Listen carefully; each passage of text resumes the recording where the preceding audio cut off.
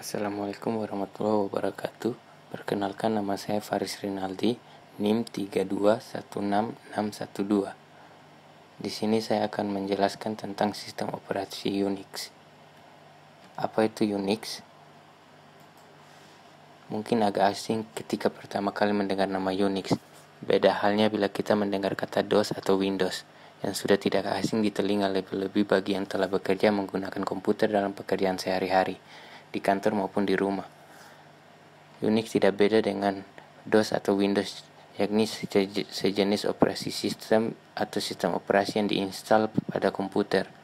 Letak perbedaannya adalah Unix umumnya diinstalasi pada workstation dalam suatu jaringan komputer dan jarang diinstalasi pada komputer standalone. Unix muncul melalui proses yang cukup panjang. Sejarah Unix dimulai pada tahun 1969 ketika Ken Thompson dan Dennis Ritchie dan beberapa rekan mulai bekerja pada sesuatu yang nantinya menjadi Unix. Nama Unix sebenarnya ditujukan untuk sebuah permainan pada Multics yang sebelumnya ditulis Unix, sebagai singkatan dari Uniplexed Information and Computing System. Selama 10 tahun perkembangan, Unix pada dasarnya dilakukan di perusahaan AT&T Bell Labs, Amerika Serikat. Versi-versi awal Unix diberi label 3 version N atau N Edition pada buku petunjuk manualnya dan ditunjukkan untuk mesin DEC PDP-11 untuk versi 16 bit dan VAX untuk versi 32 bit. Beberapa versi diantaranya adalah versi 1 tahun 1971, versi 1 Unix dalam bentuk assembler pada PDP-11/20, termasuk dalamnya adalah file system, fork, ROV, ED, digunakan sebagai alat pengolah kata, the text processor. Perintah PIPL muncul pertama kali pada Unix versi 2. Versi 4 pada tahun 1973. Ditulis ulang dalam bahasa C yang merupakan momen paling penting dalam sejarah operasi sistem. Maksudnya Unix dapat dipasangkan pada suatu hardware baru selama berbulan-bulan dan perubahan-perubahan dapat dilakukan dengan mudah. Bahasa C pada awalnya memang dirancang untuk sistem operasi Unix sehingga dapat sinergi yang kuat antara C dan Unix. Versi 6 tahun 1975. Versi pertama Unix yang tersedia di luar Bell Labs, terutama di lingkungan universitas. Ini juga merupakan awal popularitas Unix.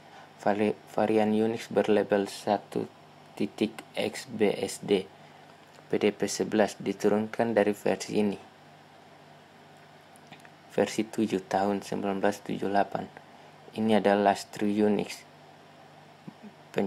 Pencipta Bourne-Shell mengatakan Unix versi 7 adalah peningkatan dari semua yang mengawali dan mengikuti Unisys. Ia dilengkapi dengan bahasa C dan dari Brian Kernighan dan Dennis Ritchie. Versi 7 diinstalasi pada VAX32 version. Kernel versi 7 besarnya adalah 40 kilobytes dan harganya $100 untuk universitas dan $21.000 untuk perorangan.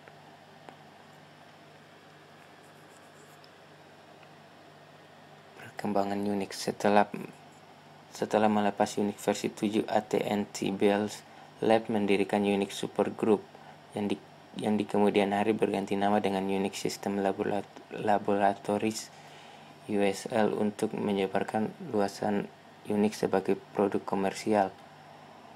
Unix melepas produknya yang berlabel Sistem 3 dan Sistem 5 yang nantinya memberikan pengaruh besar pada sistem-sistem modern. Salah satu varian yang diturunkan dari Unix adalah Berkeley Software Distribution (BSD) yang dikembangkan pada tahun 1977 oleh Computer System Research Group, University of California di Berkeley. BSD mencapai puncaknya pada versi 4.4 BSD pada tahun 1993. Perkembangan Unix.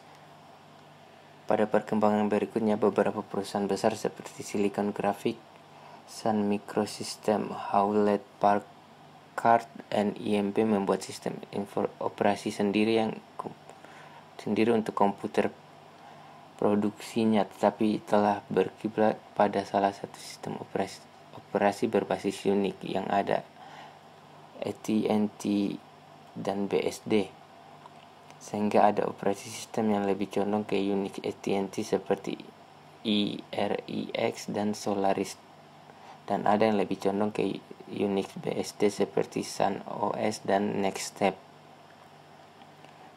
Pohon keluarga besar Unix divisualisasikan pada gambar di samping.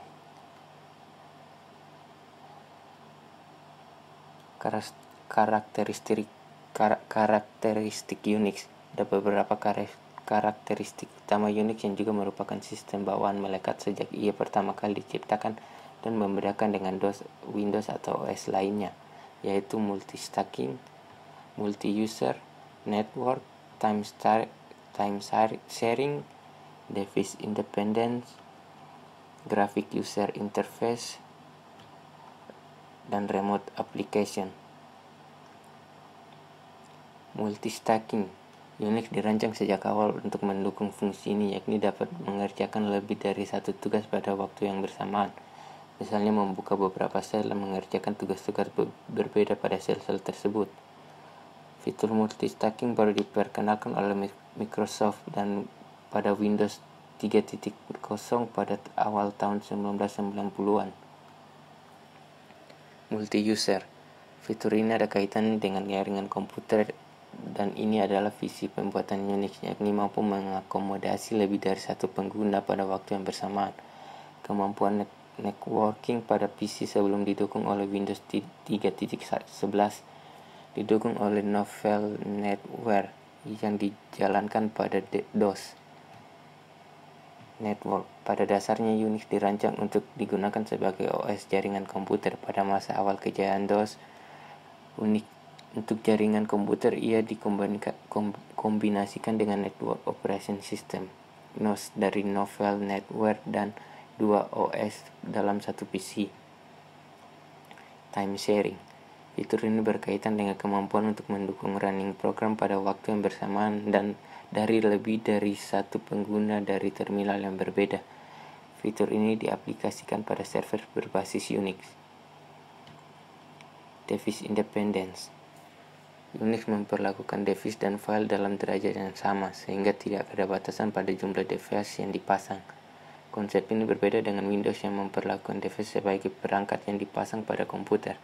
Bila tidak ada device yang diinstalasi pada Windows, tidak akan menampilkannya. Graphic User Interface. Pada dasarnya Unix adalah OS berbasis Windows dan fasilitas ini dinamakan dengan X Windows, sehingga memudahkan pengguna dalam mengakses komputer. Jauh hari sebelum Microsoft menciptakan Windows, X Windows telah dikembangkan pada Unix OS. Remote Application. Pengguna dapat mengakses terminal lain dan mengakses informasi yang ada di dalamnya secara mudah dengan fasilitas remote command. Unix menyediakan fasilitas remote cukup untuk mulai login, copy, shell, dan sebagainya. Dan ini sangat membantu pada jaringan komputer besar dengan lokasi komputer yang jaraknya berjauhan. Arsitektur Unix. Ini adalah gambar basic block diagram dari sistem Unix. Konsep utama yang menyatukan semua versi Unix mencakup keempat hal berikut: kernel, shell, command and utilities, dan file dan directories. Kernel adalah jantung dari sistem operasi Unix, berinteraksi dengan hardware dan sebagian besar tugas, seperti manajemen memori, penjadwalan tugas, dan manajemen sistem.